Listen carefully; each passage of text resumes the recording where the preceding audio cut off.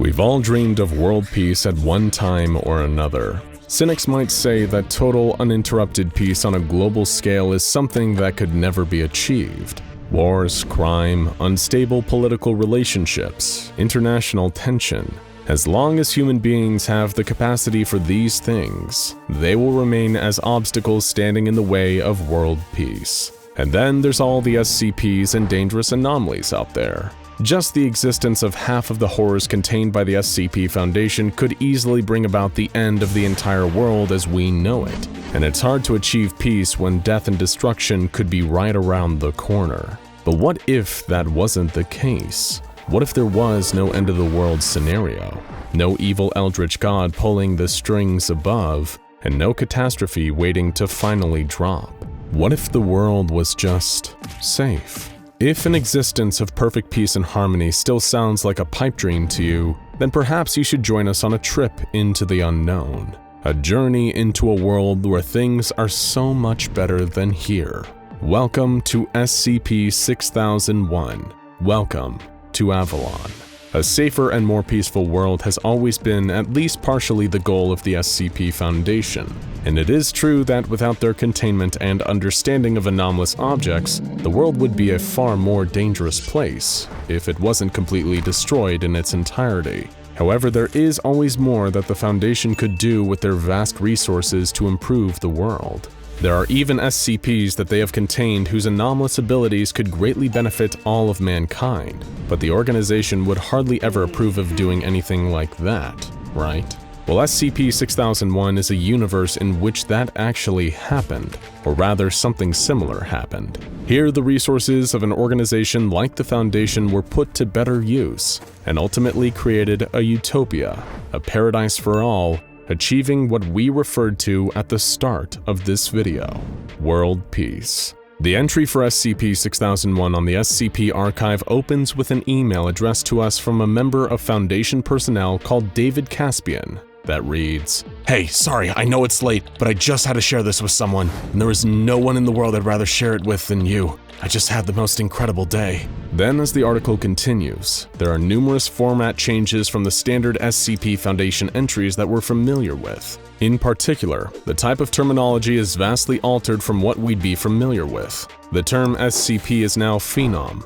Special containment procedures have been replaced with modus. Imprimis takes the place of description, and even the name of the organization is different, the Compendium Phenomic Inquiry.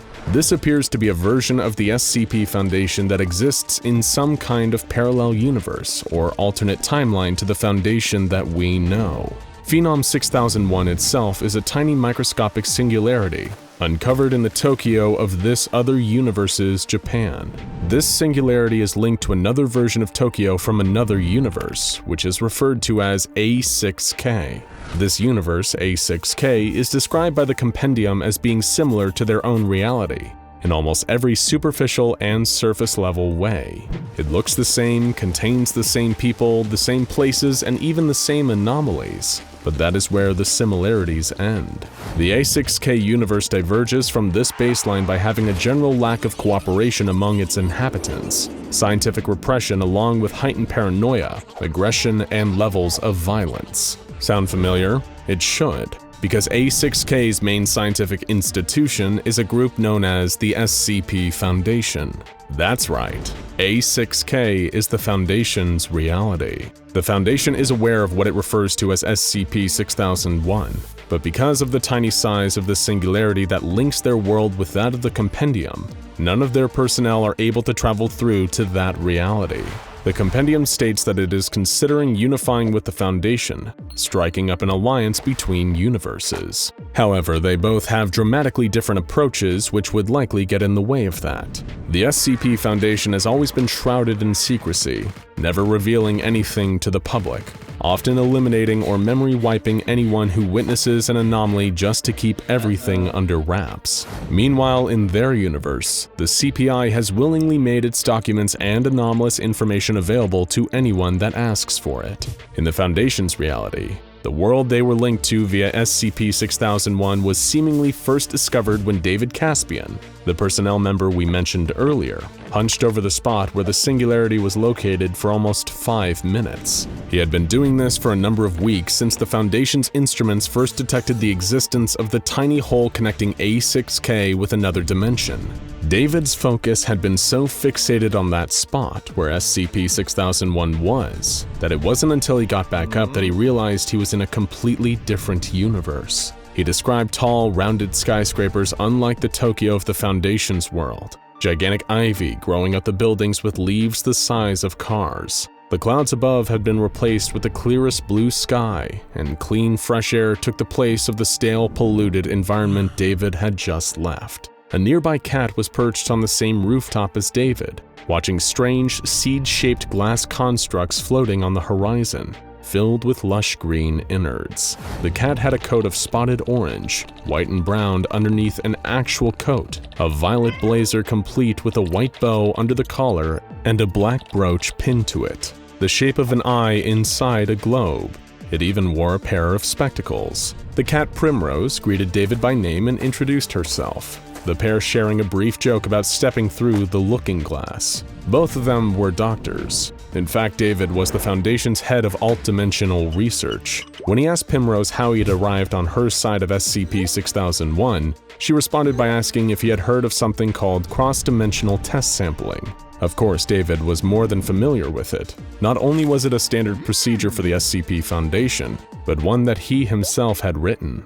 The procedure involved bringing an isolated part of another reality to a safe environment within one's own for testing purposes. This is exactly what the compendium had done to bring David to their universe. According to Primrose, the compendium had many similar procedures to the Foundation, causing David to ask why, if this was the case, he wasn't being scanned or checked for contaminants and pathogens, or paralyzed to prevent kinetographic mimetics. Primrose responded by simply asking if he had eaten breakfast and seemingly inviting him to Paris. Primrose then sat with David on an armchair on the Tokyo rooftop and spoke an address to it. The next moment, she and David were transported to Paris, in a courtyard filled with similar chairs that other people and animals were using to teleport. Primrose referred to them as the Everywhere Chair, a form of public transport. David remarked that there was something similar in the A6K universe, referring to SCP-6009, which was destroyed by the Global Occult Coalition. The cat responded by saying that David would find many similarities between their universes, and mentioned that she was the department head of transdimensional development and discovery for the CPI. But then Primrose declared she no longer wanted to discuss work as she was already off the clock, despite it only being the early hours of the morning. When David questioned this, Primrose replied, "The wonders of automation, David. More hands make less work, and we have a lot of hands. Besides, I have something more important lined up for today." She then ordered broyer from a holographic menu, and David ordered the same, remarking, "When in Rome, or Paris, or a parallel reality with talking cats, you do as the Romans." David then asked Primrose about the compendium, learning that it was the primary scientific institute, but it lacked the employees of the SCP Foundation. Primrose and her fellow researchers were under no obligation to work for the CPI, but rather were able to choose to work with them out of their own curiosity or interest. The compendium was also responsible for running the governments, economies, and law enforcement of the entire world, with Primrose likening the organization to benevolent dictators. David then expressed surprise that people didn't resist the compendium taking control of the world, to which his feline counterpart replied, "Goodness no. Governments? Certainly. Corporations? Absolutely. The people, though. Imagine a foreign power suddenly swooping in and saying, 'Hey there, so we're in charge now. Here's universal healthcare, living wages, housing, infrastructure, and total liberty from anyone but us. And literally all we ask you is to respect basic human rights. That's it. We provide the rest tax-free.' This also includes ethically replicated barbecue, instant global transport, and adorable talking animals. Also the cure to cancer. Can you really think of anyone so wedded to the existing power structures that they just say no to all that? It is easy to see why people would so willingly accept something so universally beneficial. By the time the compendium had gone public, they already had been working with world governments in the shadows, much like the SCP Foundation. At first, the public response had been rough, but all it took was a few years of human life on Earth improving to help the naysayers change their tune. Partway through their meal, David and Primrose discussed the compendium further. She revealed that something called Pact 15 was currently in the process of being rolled out worldwide. Pact stood for Phenom Application and/or Combination Technology, phenoms being the CPI term for an SCP or anomaly. The initiative had come about after the compendium studied an Australian talking spider, or SCP-1470 as David knew it. The goal of PAX was to find a use for phenoms that would not only be beneficial to the people of their universe, but would also benefit the phenoms themselves. These creatures, objects, or entities were all given the freedom to choose whether or not they complied, and those that did would find their existence to be bliss. David was given a tour of Primrose's world, encountering all manner of familiar SCPs that had been repurposed and allowed to live their best possible lives alongside human beings, living in uninterrupted peace. For example, Dr. Clef seemingly pulled off the impossible by finally curing 682 of its aggression, shortly after finding a whole nest of the creatures. 682's species, dubbed the Amortigons, have since both proliferated and really mellowed out, with the OG 682 stating that it no longer finds humans disgusting. Another nightmarish anomaly from David's universe, SCP-173 the Sculpture, has found a new lease on life in this world too. It lives in a museum, adored by everyone who sees it, and it uses a mere second of being unseen every night to reshape itself into a new, beautiful construction. Turns out a lot of its aggression merely came from being confined. As a piece of art, it wanted to be looked at and loved, not locked away and feared.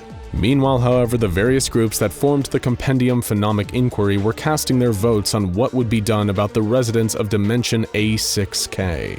What would they do about the Foundation? Some among the Compendium saw the people of their neighboring universe as prisoners, needing liberation. Groups known as the Wanderers and the Charity hoped to save Universe A6K to heal a world in need of their help. After all, this universe had a means to cure diseases and famines and ultimately achieve total peace, and wanted to share their gifts with the Foundation's world. However, one by one, opposing votes were cast. Other groups like the Synthetic Assembly looked to how A6K treated machines like slaves, refusing them of their own free agency. Another, known as the Partnership of Three, argued that A6K held no value. Their natural resources deplete at a staggering rate. Their labor force is sickly and untrained. Their cultural dissimilarities are, well, laughable. We have everything they have, and what little uniqueness they bring to market, so to speak, isn't worth its counter space. They wouldn't even make a good tourist trap. What kind of morbid SOB would want to visit these wonders of theirs? It's all tombs and constructs of war, old crumbling architecture where people would fight each other to the death for sport. And who defaces a perfectly good mountain like that with a bunch of dead people's faces? Some of the Compendium claimed that the people of Universe A6K had to learn to overcome their own adversities, rather than the easy option for their universe's people to come in to fix everything. Others simply claimed that A6K was just irredeemable, its people not to be trusted. Finally, the vote was settled. The Compendium would deny help to the Foundation and its universe, and would seal SCP-6001 just enough to keep them out. But they would watch over A6K, and the day when the people of that universe were ready to come and ask for the Compendium's help, the day they were ready to finally know world peace, they would be welcomed with open arms. Needless to say, that day hasn't arrived yet. We just really hope it does sometime soon. One person, however, did get a happy ending in this story, none other than David himself, who now works blissfully in a bar in alternate Osaka. We'd love to be happy for him, but frankly, we're a little too jealous. Now go check out SCP-001 When Day Breaks, and SCP-001 Ouroboros Cycle, the full story compilation for more alternate universe craziness.